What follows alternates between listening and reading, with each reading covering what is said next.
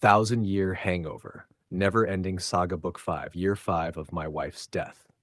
April 2026. The room doesn't answer. It never has. It just sits there like it signed a contract with silence and plans to honor it to the grave.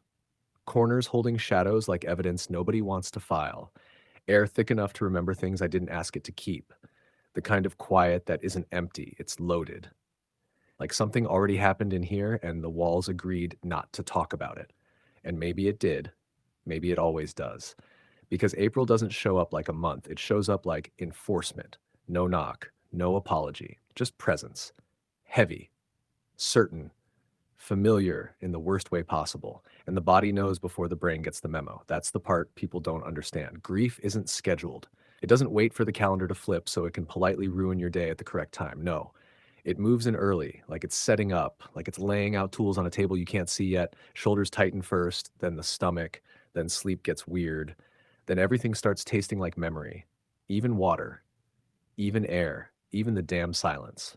April 13th, 2021, 10:54 a.m. There it is, still sitting there, not behind me, not back then, right there.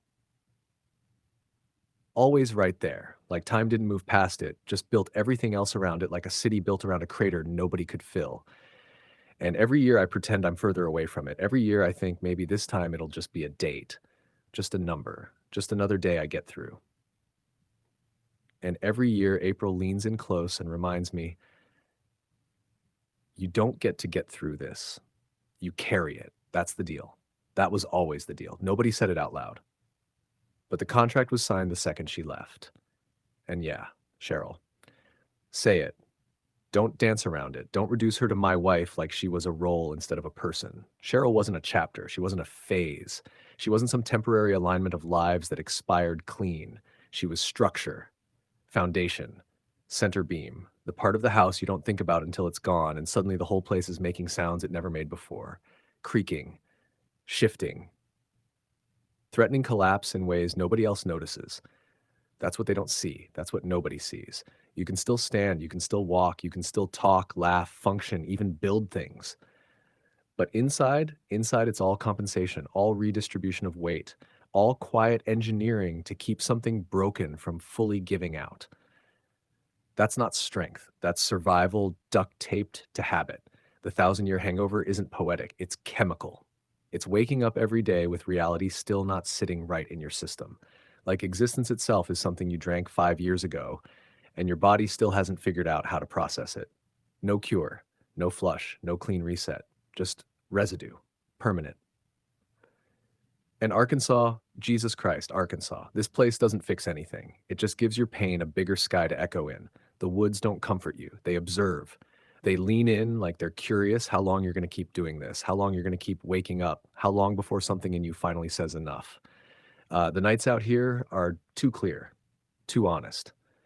Stars don't hide behind city glow, they stare like witnesses, like they saw it too, like they were there at 10:54 and just kept burning anyway.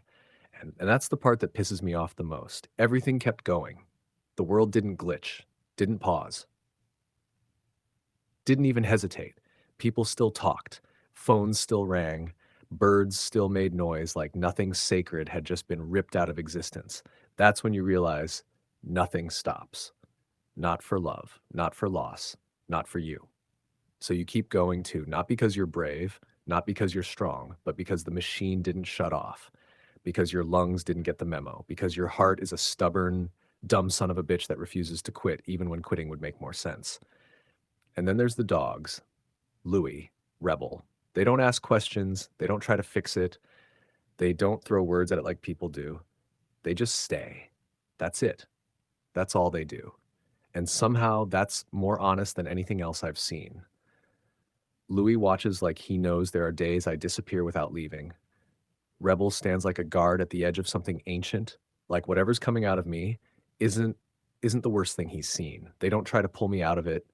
They don't say you'll be okay. They don't lie. They just exist next to it. And that matters more than people understand because people people want resolution. They want progress. They want to believe this thing has a direction. It doesn't.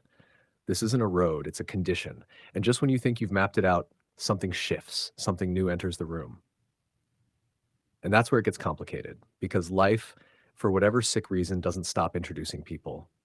Jody, Josephina, names that didn't exist in this story before, didn't belong to the original architecture, didn't sign up for this damage. But here they are anyway. Random, unplanned, just showing up like life still thinks it gets to do that. Like it still gets to add pieces. And the weird part, they matter.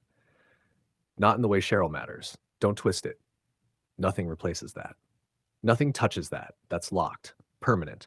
But these other people, they're something else. They're signal.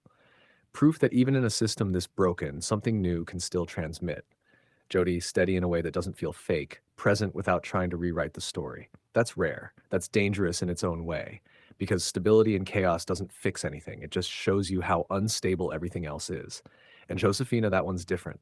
Wordplay. Sharp. Alive in language in a way that actually means something. Not surface level, not filler, real. And that hits me where I live now, because language is one of the last places I still feel operational. Everything else is noise. But words still cut through, still carry weight, still build something. And she moves in that space like she knows what she's doing. That's not common. That's not something I ignore. And that's where the danger is.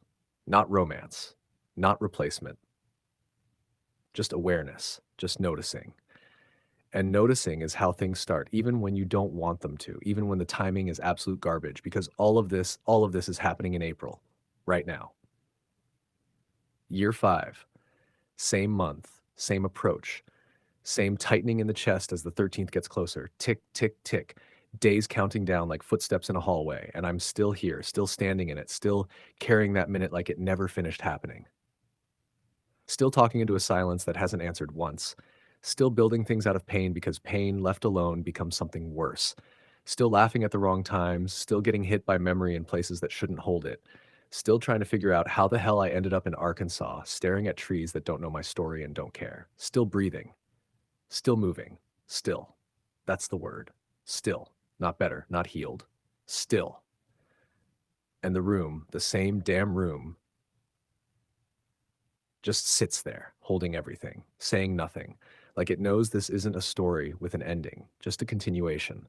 A long, stretched out existence where grief and life don't take turns. They overlap, they stack, they coexist in the same damn space, like two realities refusing to separate.